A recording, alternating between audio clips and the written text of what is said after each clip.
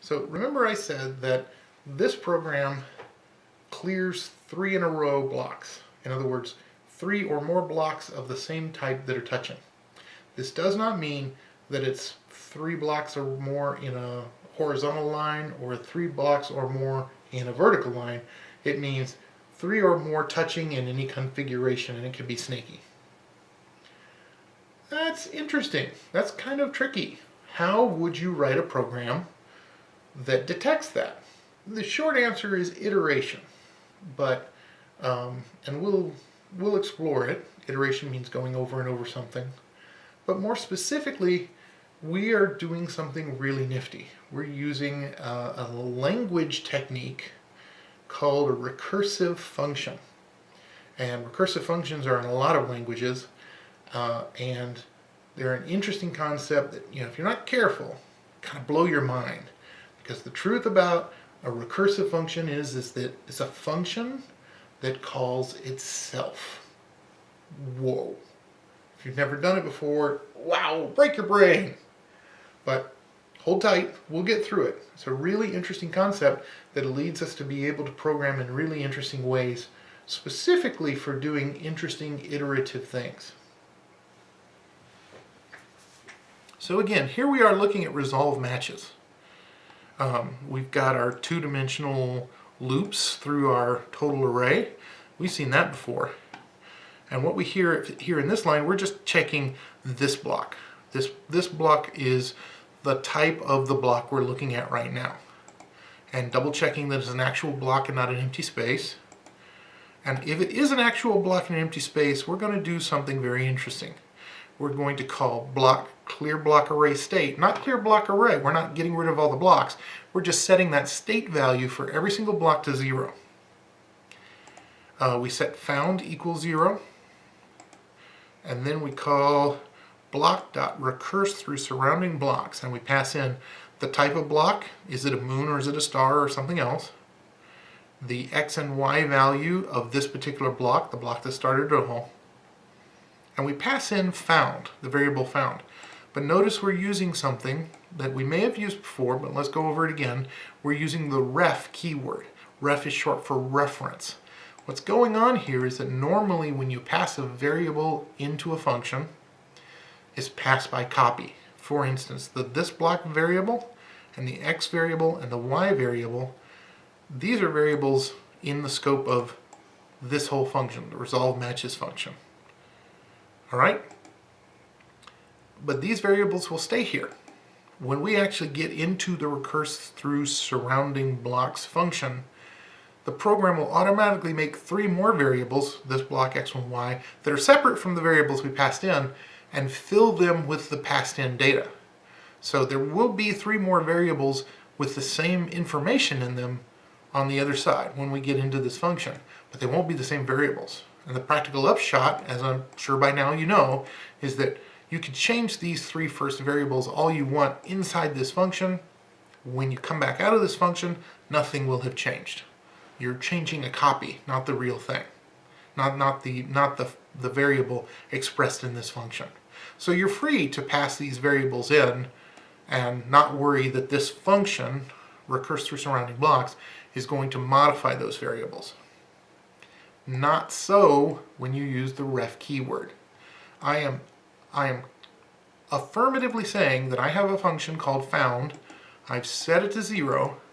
I'm going to give that found variable to you, Mr. Recurse through surrounding blocks, and I give you permission to change it on me. I give you permission to change the found variable inside recurse through surrounding blocks, and when we come back out of this function, found might be changed. That's okay. In this case, that's what I want. But it's not, you have to use the affirmative ref keyword to get that behavior to happen.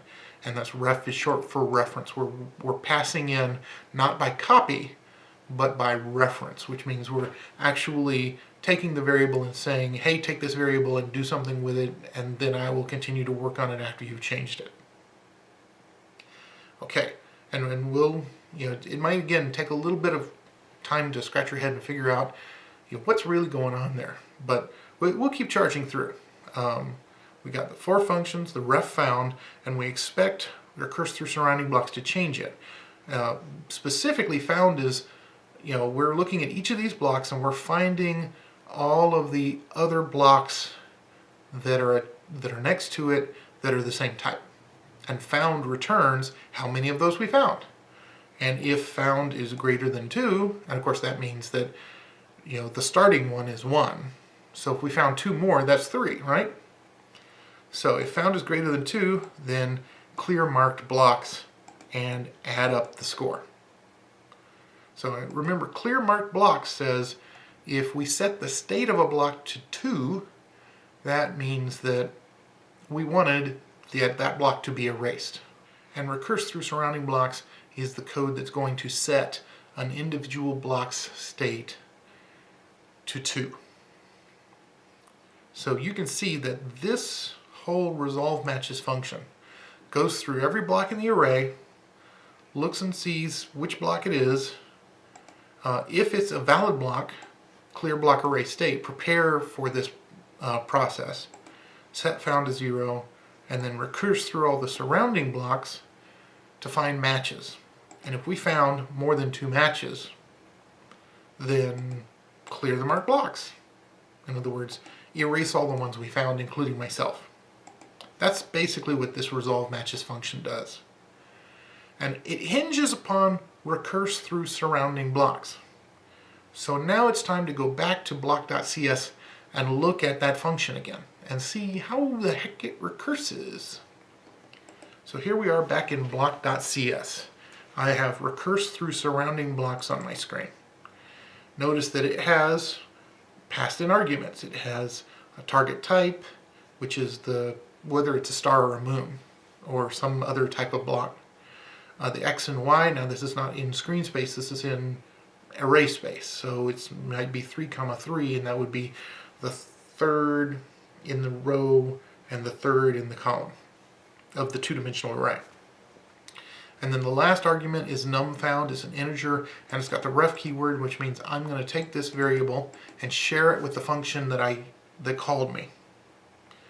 Which means that I'm going to change it, and then when I'm done, the change stays in the function outside myself. And this is a very important and useful part of the recursion that we're going to be having fun with. So this code tells us something very interesting. Remember, when we start looking at all of when we call recurse through surrounding blocks in game1.cs, when we start looking for all the blocks around a block that might be of the same type, first thing we do is clear the game state, the block state, and that means that all the blocks get their state variable set to 0. Okay? What that means is that the 0 state means we have not looked at this block yet. By convention, the way this program works is if we look at a block, then we're going to set its value to 1. And this ensures that when we go back through digging through, we don't look at any one particular block more than once. So we set it to 1 if we've looked at it. And if it matches our type, we set it to 2, so that if there's enough of them all connected, we can erase them all. That's what the state value of each block does. So this particular piece of code highlighted says if we already checked this block, then it's going to be 1, not 0. And if it is greater than 1 or 2, we've checked it already. Let's just bomb out of this function. Let's not do anything more. But now that we are checking it, set it to 1. We only need to check each block once. This code basically says is that if there's an empty space below this block, then we don't want to match it with other blocks. It's still falling. We don't want to match 3 in a row until all the 3 in a row blocks are finished falling. This code is very simple. If this block's type does not match the passed in target type, return, because there's no match. So if you look at getting past all these if return functions, if return statements, we see that a block has to be the same type, it has to be not falling, it has to be not previously checked. And if we never checked it, it's not falling, and it's the same type, yeah, we found a match. So we found another, and we set its block array state to 2, saying yes, we found a match. And now we've got 4 calls. And whoa, recursion, we're calling ourselves. The recurse through surrounding blocks function turns around and calls the recurse through surrounding blocks function. How is that even possible? Well, deep inside the computer, the answer is a stack. There is a so-called program stack that exists in your microprocessor that keeps track of all the data that comes into a function call so that when you leave the function call, you can go back to where you were. And we're taking advantage of the fact that that stack just keeps piling those up for every function call it enters, so that it can pop them back off the stack when it's done with each function. We're taking advantage of that stack to re-enter a function. In fact, a recursive function generally is considered re-entrant because when you enter the function, you carefully make sure that the function only contains local variables. That is, it's not necessarily going to mess up any other copy of the same function that has been called. But from a recursive point of view, what we're doing in this program is we're using the recursive function to check the spaces around what we just checked, specifically above, below, left, and right of what we just checked. If you see this first line, we say if x is greater than 0. What we're doing there is we're saying as long as we're not on the left edge, then we should check 1 square to the left. And that's what we do. This code right here is 1 square to the left. And all we're doing again is calling with the same ref num found and the same variables and the same target type. But here we're checking to the left of us. Here we're checking to the right of us. Here we're checking above us. Here we're checking below us. And of course we're using these to make sure we don't check anything out of bounds. So what these 4 functions do is they take a position in the array and check all 4 squares around it. But notice that since it's recursive, once we check the 4 squares around it by calling this function, it in turn is going to check the 4 squares around that one, which in turn would check the 4 squares around its children, which in turn would check the 4 squares around its children. Now, this could look really easily like an infinite loop, and that's actually one of the big dangers of using a recursive function in programming, is that if you're not careful, a function will call itself, which calls itself, which calls itself, which calls itself, and it just never stops, and it breaks, and the program eventually crashes because the stack gets filled up. And, you know, it'll show you, you'll have an error, oh no, big crash. But the power of the recursion is that we are searching in all directions out from the original square we wanted to check. And we're doing it fairly elegantly with just this one function. It's one function, but we use it over and over and over again, calling itself and calling itself until we have explored all 4 directions as far as we can go. And remember, what is as far as we can go? Well, there's plenty of reasons why this recurse through surrounding blocks function will not recurse again. One is, did we already look at that square? Another is that block falling? And another is the block not the same color? And then finally, of course, these if statements keep us from checking blocks that are not in the bounds of the actual block array. So there's lots of actual reasons in this recurse through surrounding blocks function why the recurse through surrounding blocks function would not call itself. So in this particular case, we're safe. These functions will do their job of searching out all connected blocks of the same type. And notice that each time through the recursion, the check increases the num found variable by 1. And when we finally come back out of this, when we've recursed as far as we can, and we come back through all of these functions, over here in game1.cs resolve matches, the result is that it tells us how many blocks of the same type are connected. And if there aren't enough connected, then there are no blocks to be erased. Otherwise, erase all the marked blocks. Again, I expect this to be a little bit of a challenging concept. It's okay if you don't understand it while you're watching this video. But if you explore the code, play with it a little bit, maybe even do some further research on recursion, you'll find why I did it this way. Recursion, when you know what you're doing, is a very powerful and flexible way to explore, to use the AI of your computer to explore a two-dimensional grid looking for patterns. And this is exactly what BlockDrop programs do. They run through the whole grid looking for matches of various kinds. Recursion is a powerful tool to help you elegantly do that. It's not a game thing, it's a programming thing. But I'm experienced enough so that when I thought, hey, let's make a BlockDrop game, the very first thing I thought of was I will process matches using a recursive function. All right, I believe we've looked at all the code. We've looked at game 1 and how it has 3 major pieces: dropping the unsupported blocks and calling resolve matches,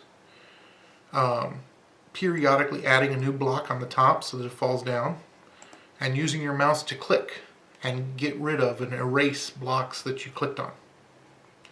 The draw function, fairly simple. It just goes through the two-dimensional array and draws blocks. It uses concatenation of strings to get the proper file name or asset name for the block. And in doing so, it makes it a little bit more elegant to load and draw that particular item.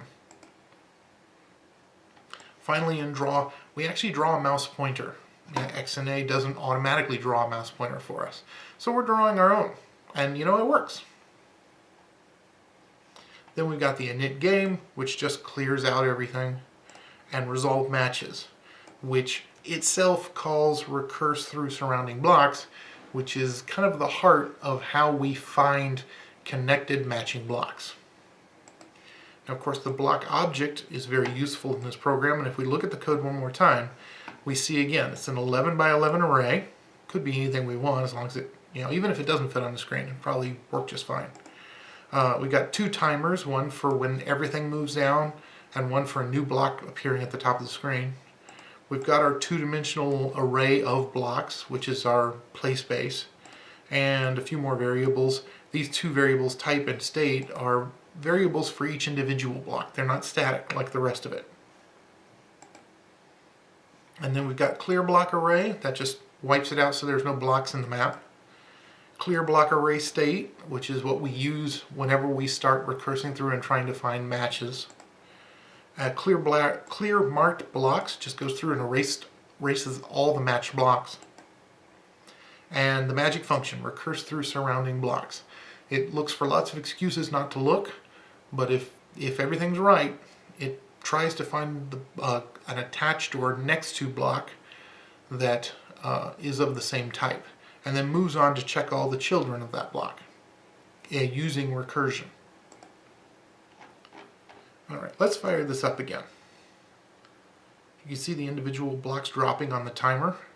You can see the whole group of blocks moving down on another timer.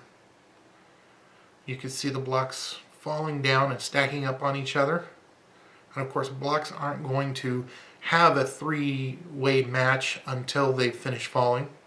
We've got 4 diamonds, and now these 3 diamonds go away.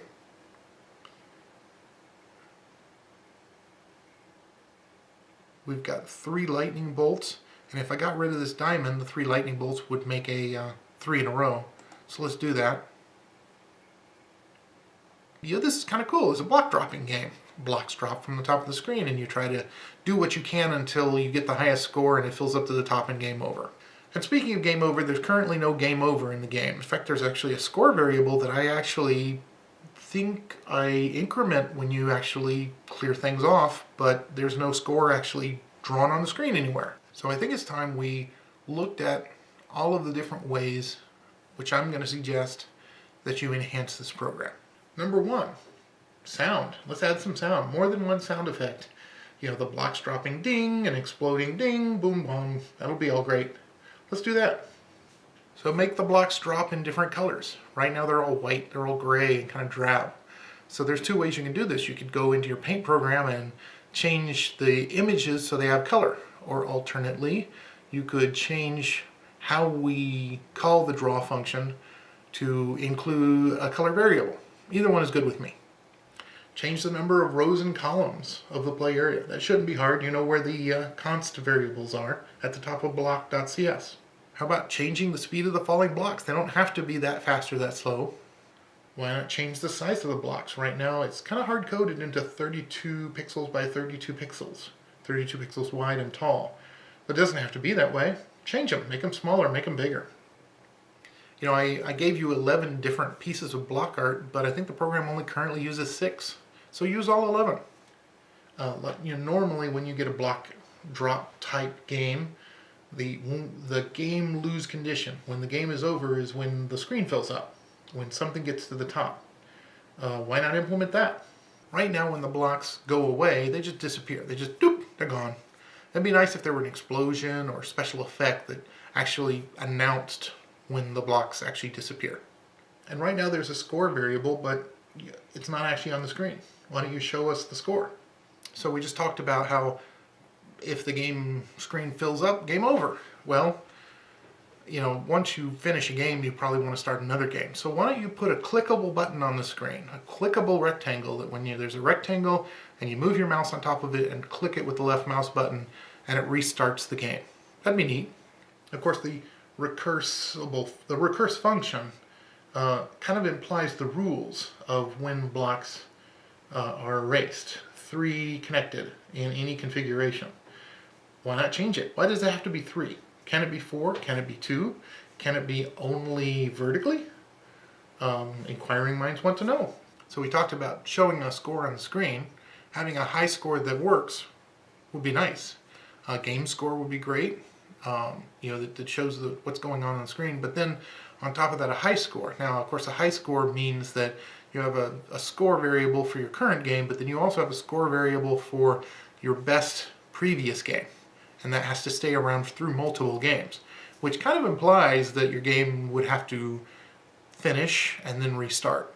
All right, I realized I really only had one big important thing to teach you, which was recursive algorithms and how useful they are in block dropping and pattern matching. But I still hope you had fun with this assignment and learned as much as you can. Until next time, I'm Tom Robertson. Thank you for watching.